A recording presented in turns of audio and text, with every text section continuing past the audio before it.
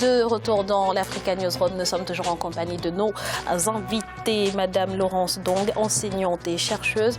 Monsieur Gaston Maungou, écrivain et conférencier, de notre éditorialiste Jean-Marie Bitomo. Ouvrons sans plus tarder notre dossier du jour.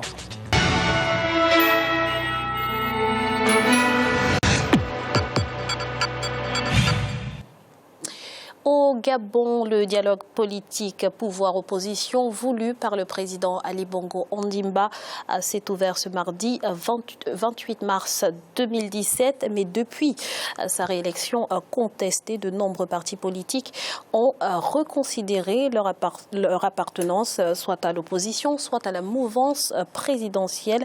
Alors, qui sont ceux qui font aujourd'hui partie de l'opposition? Je vous propose de regarder ensemble ce reportage de notre correspondant au Gabon, Douglas Toutoum. On en parle juste après. Le paysage politique gabonais est en pleine recomposition. Après la présidentielle qui a vu la réélection du président Ali Bongo Ondimba, de nombreux partis politiques ont reconsidéré leur appartenance soit à l'opposition, soit à la mouvance présidentielle. De nombreuses organisations sont nées, de la dynamique plurielle à l'Union sacrée pour la patrie, en passant par le S23 et la Convention citoyenne pour l'alternance et le changement. Le mercredi 31 août 2016, la capitale gabonaise a été le centre de violents heurts entre les forces de l'ordre et les manifestants opposés à la réélection d'Ali Bongo Ondimba. Des familles entières se sont divisées et des emplois perdus. Pour amener l'unité et la cohésion dans le pays, le dialogue politique national se présente comme l'unique recours. Quel est le visage de la classe politique gabonaise après la présidentielle? Quel parti compose la mouvance au pouvoir? Qui sont ceux qui font partie de l'opposition aujourd'hui? Au Gabon, le dialogue politique voulu par le pouvoir va s'ouvrir le 28 mars 2017 à Libreville. Celui-ci se tiendra sans Jean Ping, le principal opposant au président de la République Ali Bongo Ondimba et candidat malheureux lors du dernier scrutin présidentiel. En effet, Jean Ping se présente aujourd'hui comme la nouvelle figure de l'opposition radicale gabonaise à l'origine des différents clivages observés au sein de la société gabonaise aujourd'hui. La décrispation n'est possible que si nous nous engageons à ne pas revenir sur ce que nous aurons décidé consensuellement, à l'appliquer, pour qu'on s'intéresse à autre chose qu'à la politique, qu'on s'intéresse au développement de ce pays. Nous sommes un petit pays par le nombre de sa population. Le mal-vivre, les crimes de sang, les crimes économiques, tout ce qui gêne la bonne marche de l'État doit être posé sur la table pour qu'on en discute et qu'on en débatte de façon inclusive. Depuis la réélection du président de la République, Ali Bongo Ondimba, la fracture entre les leaders de partis politiques et autres associations est clairement perceptible. Des alliances politiques hétéroclites se sont formées. Objectif, le changement. La vie est un choix. On choisit un camp. Vous ne pouvez pas empêcher aux caciques de trouver une formule pour être en forme même pour leur vie. Quand vous êtes vieux et que vous ne faites rien, vous anticipez la mort. Alors qu'il faut être en activité pour vous permettre quand même de résister et d'entretenir votre vie. Donc je ne peux pas me permettre de dire ici que les caciques sont pour nous une difficulté. Bien au contraire, nous respectons ces caciques, mais nous pensons tout simplement que leur temps est passé. Qu'est-ce qui se passe concrètement? C'est que nous avons tous crié à l'époque de Omar Bongo, changement, changement, changement, changement. Et il arrive à la tête du Gabon un homme qui change de paradigme, qui change des choses dans ce pays, et puis les gens ont peur du changement. Le changement tant souhaité des années durant, depuis 90, depuis 90, le changement tant souhaité est arrivé et les gens ont peur du changement. Nous disons, nous tenons le cap et nous voulons aller jusqu'au bout de nos réformes, au bout du changement, pour qu'à l'horizon 2025, nous soyons réellement un pays émergent. Si le principal challenger du chef de l'État représentait 50% des électeurs en 2016, certains de ses proches compagnons politiques ont accepté de participer au dialogue national. Il s'agit notamment de Martin Edzodomela, ancien candidat à la présidentielle de 1998, et René Ndemezo-Obian, ancien directeur de campagne de Jean Ping en 2016. Il est très important qu'au cours de ces travaux, nous soyons tombés d'accord que le dialogue sera conduit de manière paritaire par les délégations de l'opposition et de la majorité. Il n'y aura pas une délégation qui prime sur l'autre. Et le mode de prise de décision sera le consensus. Donc il n'y a pas un moyen par lequel une délégation ou un camp peut imposer sa volonté à l'autre. Aujourd'hui, l'ensemble des forces vives de la nation s'accordent sur la nécessité d'aller au dialogue. Un conclave jadis souhaité par l'opposition, mais recadré par le pouvoir aujourd'hui. Ce pays va mal. Et j'ai peur. J'ai peur parce que beaucoup de gens oublient qu'avant la politique, il y a le pays. Qu'après la vie, il y a toujours la vie. J'ai peur parce qu'il y en a qui sont prêts à en découdre. Jusqu'à ce que je rallie Jean Ping, j'étais au milieu pour dire dialogue national, dialogue national, dialogue national. Parce que je sais qu'Ali, animé de bonne volonté, peut ramener ce pays-là à l'apaisement. Mais le chef, il ne répond pas au coup de pied par un autre coup de pied. Le chef est là. Ce qu'on dit en bas, il dit non, écoutez, amenez-moi ça ici. Il n'a qu'à le faire, il verra comment nous irons le trouver. Pour réconcilier les Gabonais entre eux et redonner espoir aux nombreuses familles sinistrées au sortir de la crise post-électorale et à quelques jours de l'ouverture du dialogue national, le président de l'association Tendance à venir, Pascal Wani-Ambouroué, a initié la caravane de l'apaisement avec comme appui les activités génératrices de revenus pour les nombreux Gabonais frappés par le chômage. D'aller auprès des populations pour disserter sur la problématique de l'apaisement et du dialogue politique. Il était donc important, en tant que membre du gouvernement et originaire de la province de l'Ogooué-Maritime, de venir voir les populations pour les édifier sur ce dialogue politique et social. Ce dialogue qui veut que nous renouions avec les échanges, que nous puissions apaiser cette sortie post-électorale qui nous a divisés aujourd'hui. Je pense donc effectivement la population est en attente d'un véritable dialogue, que les gens puissent se reconstruire et puissent échanger parce qu'aujourd'hui nous sommes dans une situation de division et je pense que lorsque le message est un message d'apaisement qui sonne aux oreilles de tout le monde, c'est un message de paix. Et lorsqu'il y a des messages de paix en temps de difficulté ou de tension, je pense que c'est important pour pouvoir faire et relancer l'économie. La dynamique plurielle et la majorité présidentielle constituent aujourd'hui les bornes politiques sur lesquelles s'appuie le Parti démocratique gabonais au pouvoir. L'opposition, quant à elle, s'appuie sur Héritage et Modernité, l'Union sacrée pour la patrie, le S23 et la Convention citoyenne pour l'alternance et le changement, sans oublier les démocrates de Guinzouba Dama. Madame Dong, le président Ali Bongo Ondimba avait souhaité un dialogue inclusif. Est-ce que c'est un dialogue inclusif qui s'est ouvert ce mardi au Gabon? Le dialogue qui s'est ouvert n'est évidemment pas inclusif. Et pourquoi n'est-il pas inclusif? Ce matin, à l'ouverture de ce dialogue, il y a eu des allocutions. Et je reviendrai sur celle d'abord du secrétaire général du Parti démocratique gabonais, Monsieur Faustin Boukoubi, qui a parlé avec beaucoup d'arrogance, beaucoup d'outrecuidance de ceux qui hier étaient au Parti démocratique gabonais et se retrouvent dans l'opposition. Mais connaissant un tout petit peu ce monsieur, vu la façon dont le Parti démocratique gabonais a été géré pendant ces 7 dernières années, s'il avait eu plus de dignité, il aurait démissionné. Et quand on voit la manière dont il a parlé, qui ne ressemble pas du tout à ce qu'il est, il a surjoué parce que évidemment ils sont en train de jouer une pièce de théâtre, ils sont dans des rôles et donc il faut les assumer jusqu'au bout. Je reviens sur le discours de monsieur Ali Bongo. Monsieur Ali Bongo a clairement dit dans son discours d'ouverture ce matin que la contestation des élections au Gabon, c'est pas nouveau.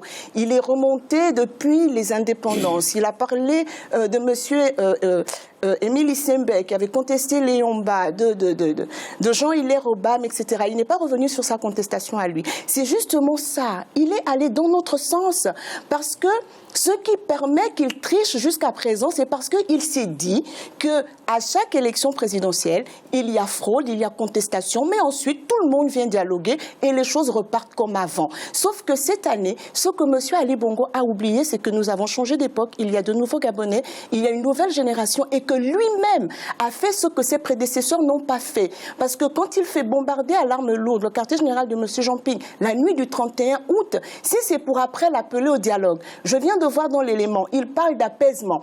Monsieur de Mézo qui est parti au dialogue, il avait justifié le fait qu'il allait au dialogue en disant qu'il allait négocier la libération des prisonniers politiques en guise d'apaisement avant le dialogue. Ils sont toujours en prison. Bertrand Zibi est toujours en prison. Landry Washington est toujours en prison. Et il y a encore des centaines de Gabonais, d'anonymes, qui ont été arrêtés pendant les échauffourées du 31 août, qui sont toujours en prison. Rien n'a été fait. Donc, Le dialogue, justement, c'est peut-être le cadre adéquat pour libérer tous ces points.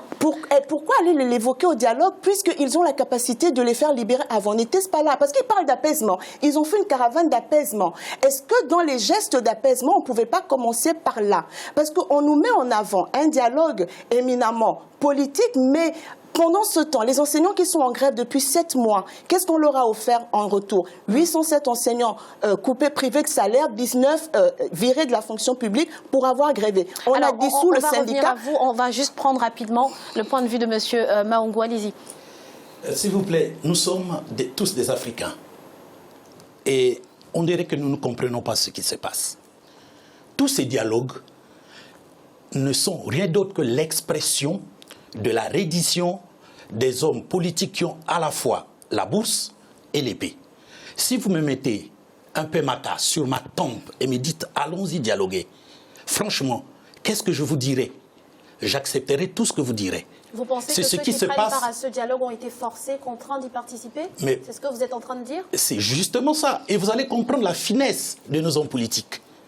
Est-ce que ces messieurs qu'on appelle au dialogue, vous savez ce qu'est leur réalité? Ils ont faim. Ils sont malades, ils ont soif, ils sont nus.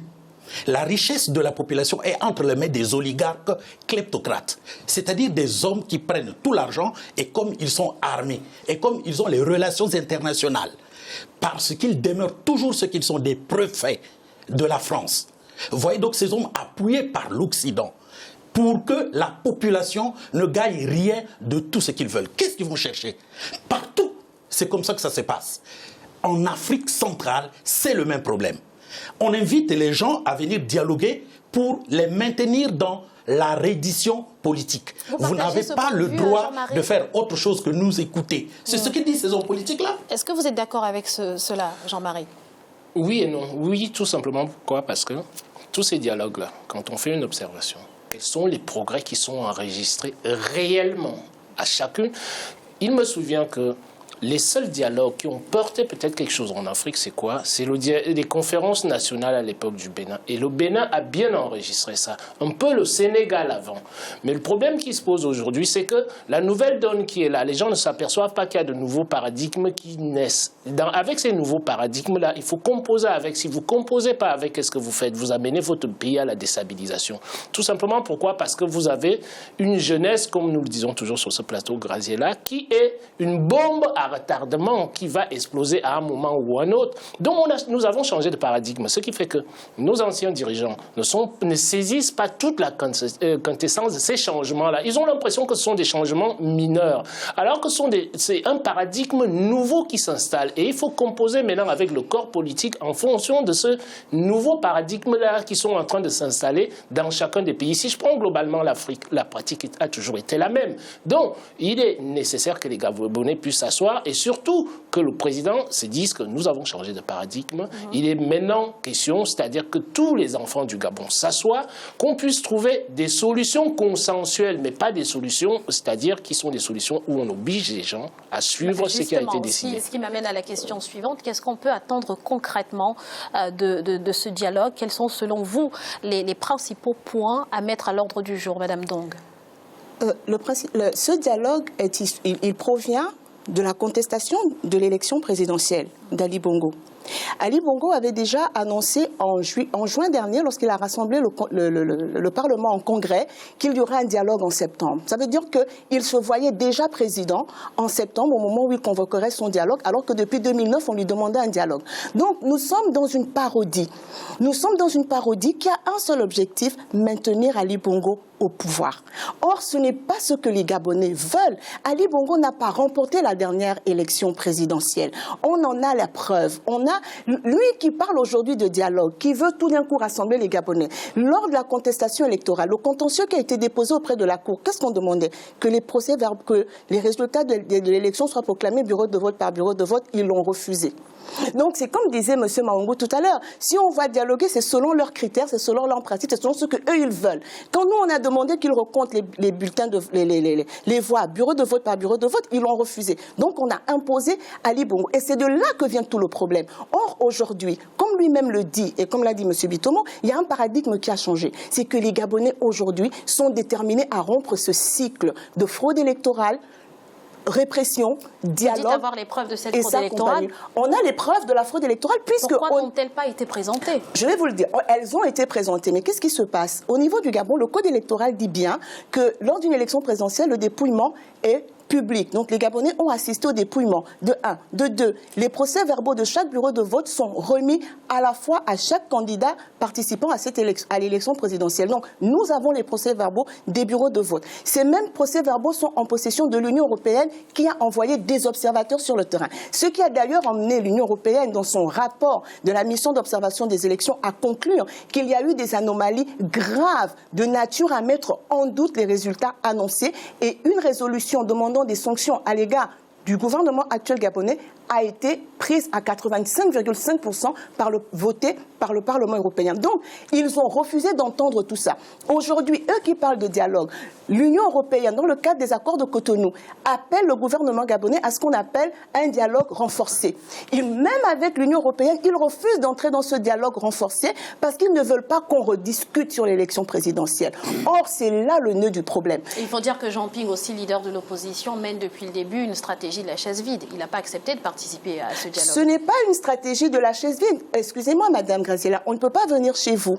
Vous volez, piller votre maison, la bombarder à l'arme lourde. Est-ce que vous savez qu'il y a des parents? Je connais une dame qui a perdu ses 3 fils à la tête du quartier général de M. Jean Ping. Il y a des femmes qui m'écrivent encore aujourd'hui parce qu'elles ont été violées par la milice Ali Bongo au quartier général de Jean Ping. On a les photos des jeunes comme Elvis Abaga qui n'avait que 25 ans, qui a été retrouvé une semaine après le 31, 2 balles dans le ventre, 1 balle dans le dos, les dents cassées, le bras cassé. Et ensuite on vous dit, après vous avoir fait tout ça, c'est pas grave, venez s'asseoir, on va parler. Ali Bongo est allé trop loin dans la manière dont il a préparé son passage en force. Il a planifié des massacres et ça, les Gabonais ne l'acceptent pas. Merci, madame. Donc, monsieur Maungo, très rapidement, 30 secondes. Ce que je voulais dire, c'est que le problème ne se situe même plus au niveau de nos dirigeants. Il faudrait que nous voyions gros. Il faudrait que nous attaquions le taureau par les cornes. C'est l'Europe qui est responsable de ce qui se passe chez nous. Nous en avons les preuves. Ce n'est pas pour rien que nous sommes en train de parler. Nous en avons les preuves. Moi, personnellement, j'ai écrit au G20 un livre intitulé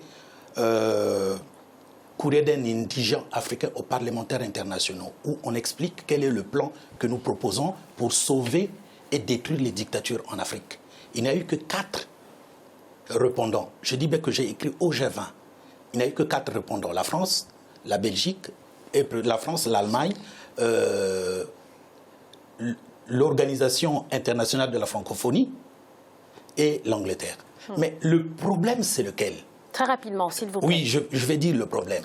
Aujourd'hui, si vous voulez que ça change en Afrique, il faut dépolitiser les armées. Tant que les armées sont pour le président, rien ne peut se faire.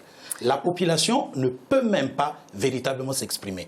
Et il n'est pas normal que quand la population s'élève, qu'on tue les gens. Nous sommes des êtres humains, comme n'importe qui. Donc il faut déboulonner le goulot d'étranglement. Merci, monsieur Maungo. Nous allons à présent marquer une nouvelle pause. Ne bougez pas dans quelques instants. La suite de l'Africa News Room. À tout de suite.